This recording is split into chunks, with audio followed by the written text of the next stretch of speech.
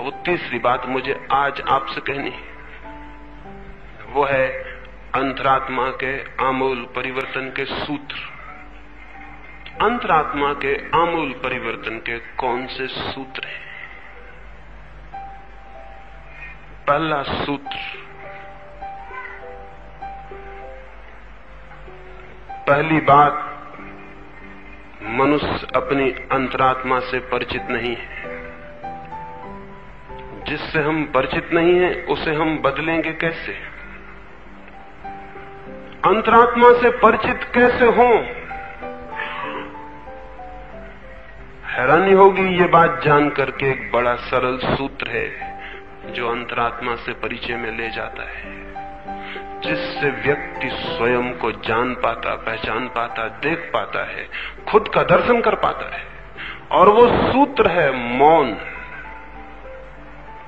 हम निरंतर अपने भीतर इतने ज्यादा व्यस्त हैं,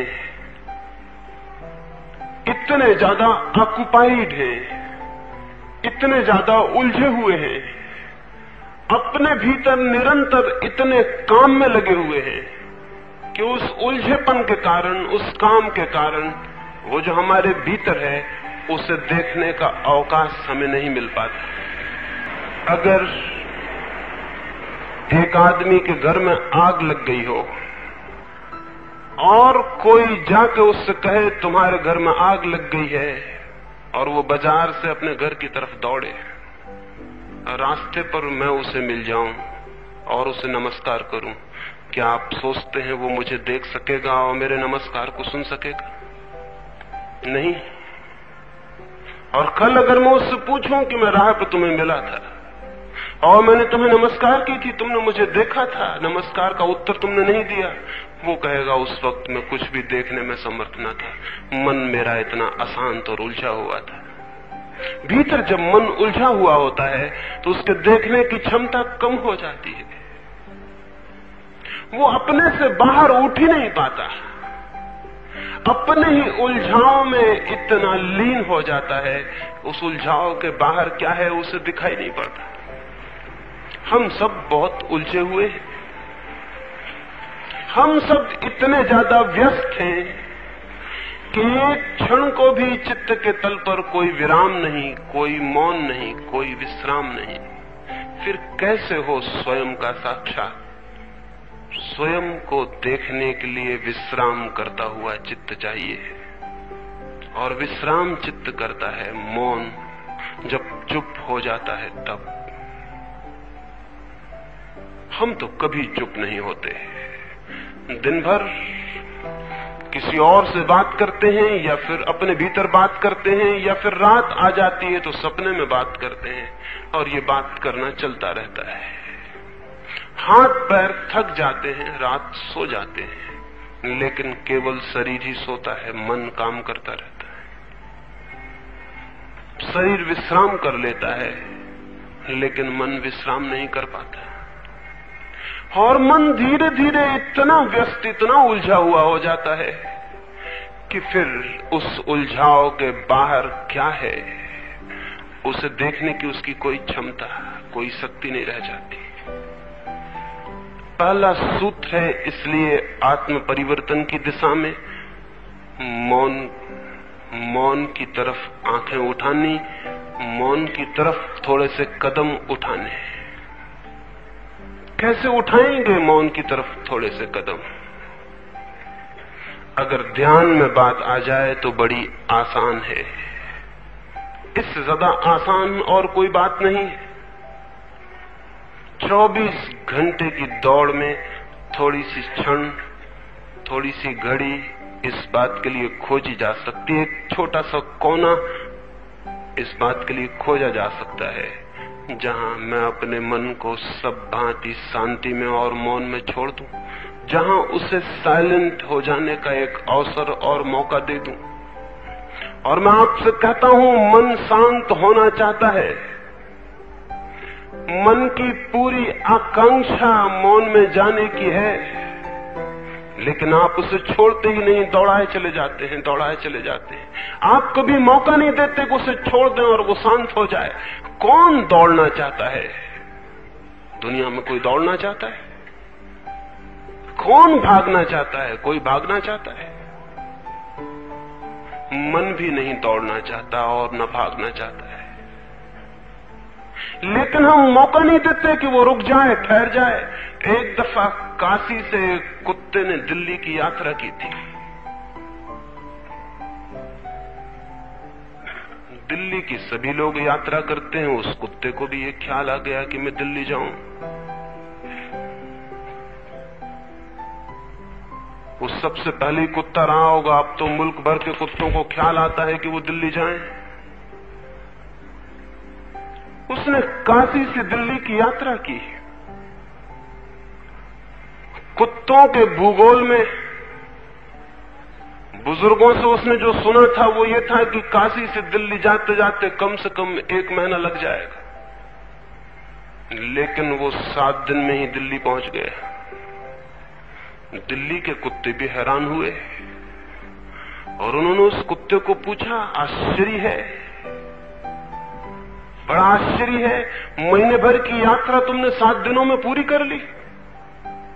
वो कुत्ता बोला, मेरा तो मन होता था कि 2 महीने और 3 महीने में करूं, लेकिन बीच में जो गांव पड़े उनके कुत्तों ने मुझे ठहरने नहीं दिया। एक गांव के कुत्ते मेरा पीछा छोड़ते थे तो दूसरे गांव के मेरे पीछे पड़ जाते थे। मुझे एक क्षण रुकने का मौका नहीं मिला। लेकिन आपको पता है, यात्रा तो 7 दिन में पूरी हो गई, लेकिन इतनी बात कहते कहते ही वो कुत्ता मर गया। दिल्ली के कुत्तों ने मिलकर उसकी कब्र बना दी और उस पर पत्थर लगा दिया और ये बात लिख दी, अगर आप दिल्ली जाएं तो खोजने की कोशिश करना, कहीं न कहीं वो कब्र मिल जाएगी। हम भी अपने मन के पीछे इसी भांति पड़े हुए हैं, जैसे उस काशी के कुत्ते के पीछे हर गांव के कुत्ते पड़ गए थे। उसे ठहरने का हम कोई मौका ही नहीं देते, हम कोई अवसर नहीं देते, हम कोई कोना नहीं देते कि वो ठहर जाए, रुक जाए, विश्राम कर ले। और तब मन अगर थक जाता हो, टूट जाता हो, और तब उसी दिन रुक पाता हो जिस दिन की मौत आ जाए, तो इसमें कोई आश्चर्य नहीं। और इस बात को छिपाने के लिए कि हम मन को मौका नहीं देते हैं ठहरने का, हमने अजीब अजीब सिद्धांत गढ़ लिए। हमने ये गढ़ लिया है कि मन तो बहुत चंचल है, वो ठहरते ही नहीं। झूठी है ये बात, सरासर झूठी है ये बात। मन तो बिल्कुल अभी ठहर जाए, आपने उसे ठहराने का मौका और अवसर नहीं दिया। आप अवसर तो देते हैं दौड़ाने का और सोचते हैं ठहराने की बात, तब फिर आपके गणित में भूल है। मैं आपसे निवेदन करता हूं, मन तो अभी इसी क्षण ठहर सकता है। मन तो आकुल होता है ठहरने को, लेकिन आप उसे दौड़ाए चले जाते हैं। आप उसके लिए कोई मौका नहीं जुटाते। दौड़ने का मौका तो जुटाते हैं, लेकिन ठहरने का मौका नहीं जुटाते। क्या कभी आपने सोचा है इस संबंध में? मुझे आश्चर्य होता है कि शायद ही आपने कभी सोचा हो कि मैंने कोई मौका जुटाया है मन को ठहराने का, रुक जाने का। और जो आप करते हैं ठहराने की कोशिश, वो भी दौड़ाने की ही कोशिश है। कोई आदमी जाके मंदिर में भगवान का नाम जपने लगता है, ये कोई ठहराने की कोशिश है? पागल है वो आदमी, क्योंकि भगवान का नाम जपना खुद एक तरह की दौड़ है। मन को फिर एक काम मिल गया, अब वो राम राम जप रहा है, ओम ओम जप रहा है, अल्लाह अल्लाह जप रहा है, लेकिन काम फिर दे दिया आपने। आप काम देने से नहीं चूके, माला पकड़ा दिया, वो माला के गुरिये फेर रहा है। ये तो काम बदलना हुआ, काम बंद करना ना हुआ। सब्स्टिट्यूट आपने फिर खोज लिया। मन फिल्मी गाने गा रहा था, आपने भजन पकड़ा दिया, अब वो भजन कह रहा है, आप समझ रहे हैं कोई फर्क हो गया? मन का काम जारी है, विश्राम उसे नहीं मिला। मैं आपसे कहता हूं, फिल्मी गाने में मन पे जितना श्रम पड़ता है, भजन में उससे कम नहीं पड़ता। भजन भी एक ऑक्यूपेशन है, वो भी एक काम है, वो भी एक व्यस्तता है। मन उसमें भी खिंचता और तनता है और संलग्न होता है। क्या मैं गांव के मधुशाला की तरफ दौड़ा हुआ जाऊं तो मेरे पैरों को दूसरी तरह का श्रम पड़ेगा, और मैं गांव के मंदिर की तरफ दौड़ा हुआ जाऊं तो दूसरा श्रम पड़ेगा। मेरे पैर दोनों हालत में चलेंगे और थकेंगे। इससे फर्क नहीं पड़ता कि मैं कहां दौड़ रहा हूं, मैं दौड़ रहा हूं, ये सवाल है।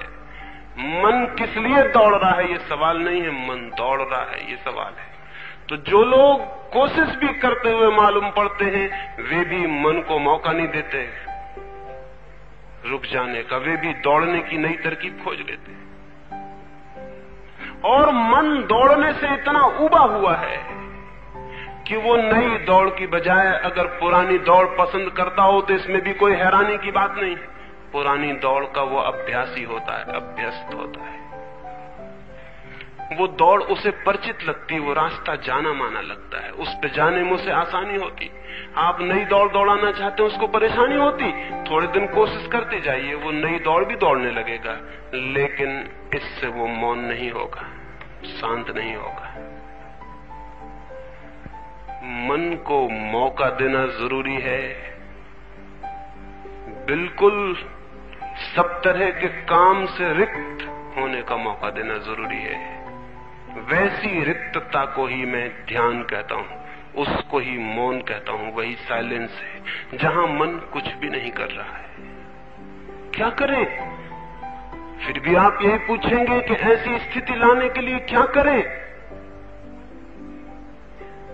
क्योंकि हमारी भाषा इसको भी एक तरह का करना ही समझेगी।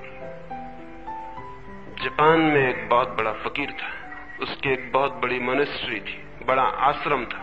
कोई 500 भिक्षु उस आश्रम में थे। दूर जंगल के दूर दूर घेरे तक उसके आश्रम का फैलाव था। एक बहुत बड़ा विशाल भवन था, छोटी छोटी कोठरियां थीं जो दूर पहाड़ी में फैली हुई थी। जापान का सम्राट उसके आश्रम को देखने गया। उस फकीर ने मीलों का चक्कर लगवाया उस सम्राट को, एक एक कोठरी के बाबत समझाया कि यहाँ क्या होता है, यहाँ कौन रहता है, ये भोजनालय है, ये स्नान गृह है, ये है, पुस्तकालय है। सारी पहाड़ी पर घूमकर उसने बताया, लेकिन बीच में बार बार सम्राट पूछता था, ये तो मैं समझ गया, लेकिन बीच में ये जो बड़ा भवन बना है, वही भवन सबसे विशाल काय था, बाकी तो सब छोटी छोटी झोपड़ियां थी। वही भवन उतुंग था, दूर से उसका शिखर दिखाई पड़ता था। उसी को देखने वो सम्राट आया था और इस फकीर की बातचीत से हैरान था। वो बार बार पूछता था, समझ गया मैं कि यहाँ फकीर स्नान करते हैं, इसको मुझे क्या समझाना है, ये बीच के भवन में क्या होता है। लेकिन फकीर बीच के भवन की बात जैसे सुनता ही नहीं था। आखिर पूरा आश्रम भी घूम लिया गया और सम्राट की विदाई का क्षण भी आ गया, लेकिन वो बड़े भवन की उसने कोई बात न कही। दरवाजे पर उस सम्राट ने कहा कि या तो मैं पागल हूं या तुम पागल हो। मैं जिस भवन को देखने आया था उसको बिना देखे वापस लौट रहा हूं, और तुम जैसा आदमी मैंने कभी देखा नहीं। मैंने 3-4 बार तुम्हें याद दिलाई कि इस भवन में क्या होता है, तुम जैसे बहरे हो जाते हो उस भवन की बात उठते ही, कुछ बोलते नहीं, और न मालूम कहां कहां की फिजूल झोपड़ियां मुझे घुमाई और दिखाई जिनसे कोई मतलब न था। उस फकीर ने कहा, क्षमा करें, कुछ कठिनाई है, इसलिए उस भवन में हम कुछ भी नहीं करते, वहां जाके न करने की स्थिति में बैठ जाते। तो आप पूछते हैं वहां क्या करते हो, मैं क्या बताऊं कि क्या करते हैं। बाकी सब जगह तो हम कुछ करते हैं, कहीं खाना खाते हैं, कहीं स्नान करते हैं, कोई न कोई एक्शन वहां होता है। लेकिन वो जो भवन है वो हमारे ध्यान का भवन है, वहां हम कुछ भी नहीं करते। जब किसी को कुछ भी नहीं करना होता है तो उस भवन में चला जाता है। और आप पूछते हैं वहां क्या करते हो। अगर मैं कहूं कि ध्यान करते हैं तो गलती हो जाएगी, क्योंकि करने का ख्याल गलत है, वहां हम कुछ करते नहीं। असल में जब हम कुछ भी नहीं करते, उसी अवस्था का नाम ध्यान है, वही हम वहां करते हैं। मौन या ध्यान का अर्थ है थोड़े क्षणों के लिए कुछ भी न करने की अवस्था में छूट जाना।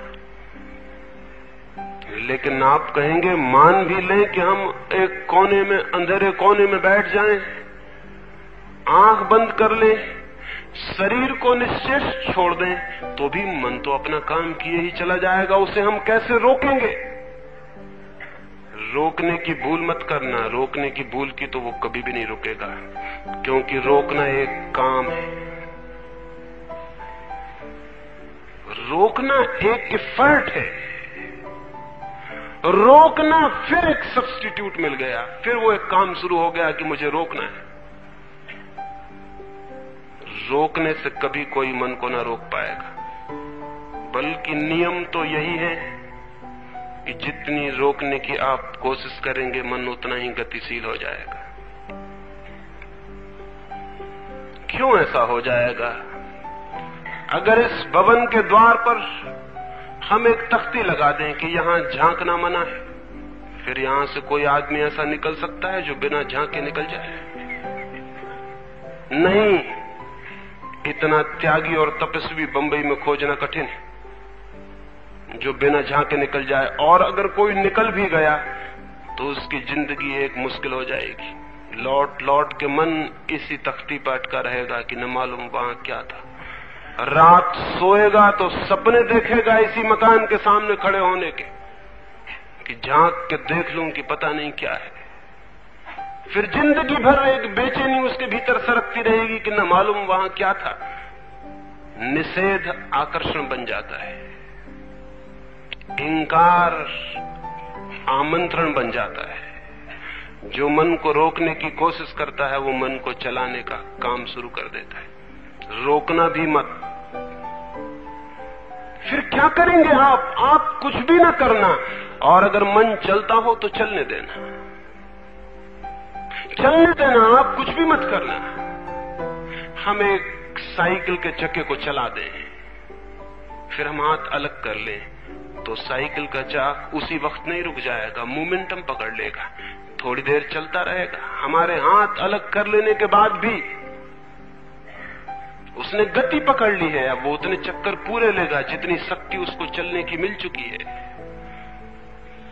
तो मन भी आपके छोड़ देने से एकदम से न रुक जाएगा, उसका मोमेंटम है जिंदगी भर का।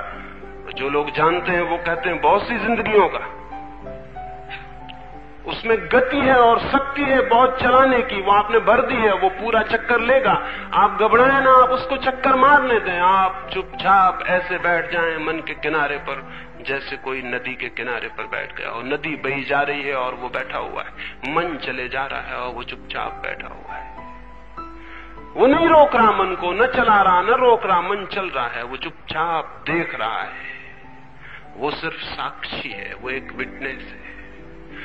जैसे ही आप अपने मन के एक साक्षी मात्र रह जाएंगे, आप थोड़े ही दिनों में पाएंगे मन ठहर गया है, मन रुक गया है, उसकी गति बंद है।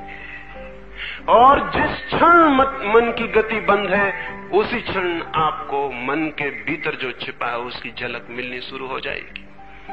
लेकिन माला फेरने से ये न होगा, और न भगवान का नाम जपने से ये होगा, न कोई मंत्र दोहराने से ये होगा, न मन को रोकने की कोशिश से ये होगा। मन को सब भांति छोड़ देने से और सिर्फ साक्षी रह जाने से ये होगा।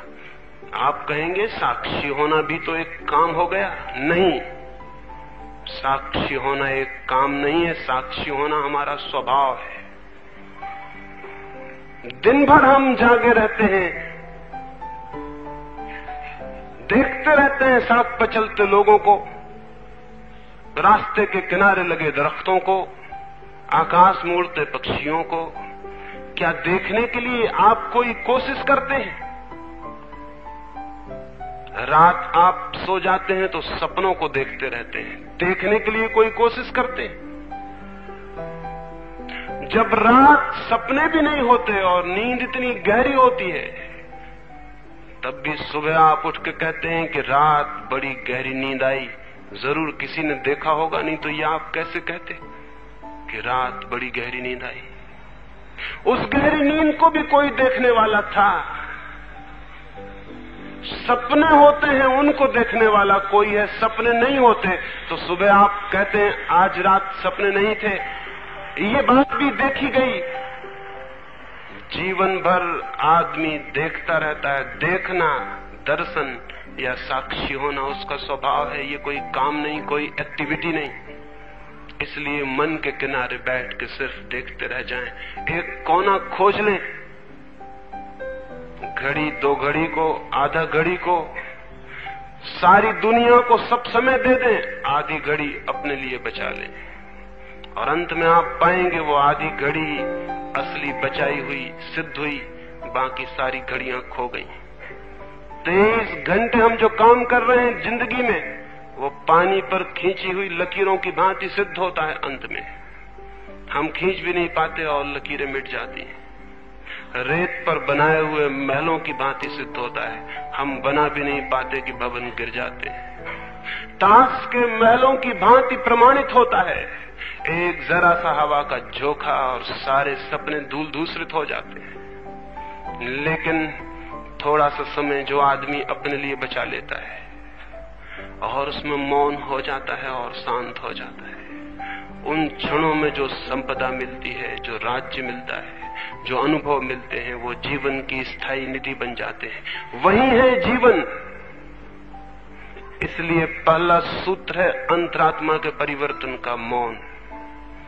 जो चुप नहीं हो सकता वो जीवन को कभी भी नहीं बदल सकता है। गहरी चुप्पी में ही, गहरे मौन में, गहरे साइलेंस में ही मनुष्य के भीतर क्रांति की, आत्म परिवर्तन की क्षमता के दर्शन होते हैं। इतनी विराट शक्ति का अनुभव होता है कि कुछ भी बदला जा सकता है। इतनी बड़ी आग उपलब्ध हो जाती है कि कचरे को जलाया जा सकता है। उसके पहले तो जिंदगी में कोई क्रांति, कोई ट्रांसफॉर्मेशन नहीं हो सकता है। और आज तक जगत में जिन लोगों ने भी कुछ जाना है, इस सूत्र के बिना नहीं जाना है।